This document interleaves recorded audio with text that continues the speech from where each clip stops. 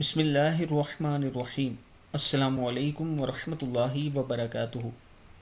عابد راجہ channel کی طرف سے آج میں اپنے دوستوں کو رسول اللہ صلی اللہ علیہ وآلہ وسلم کا ایک فرمان بتاؤں گا۔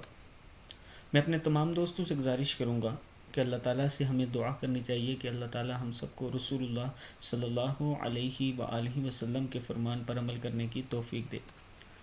رسول اللہ صلی اللہ علیہ وآلہ وسلم نے ارشاد فرمایا، رات کا کھانا نہ چھوڑو، چاہے ایک میٹھی کھجور ہی کھا لو، کیونکہ رات کا کھانا چھوڑنا آدمی کو ضعیف بنا دیتا ہے۔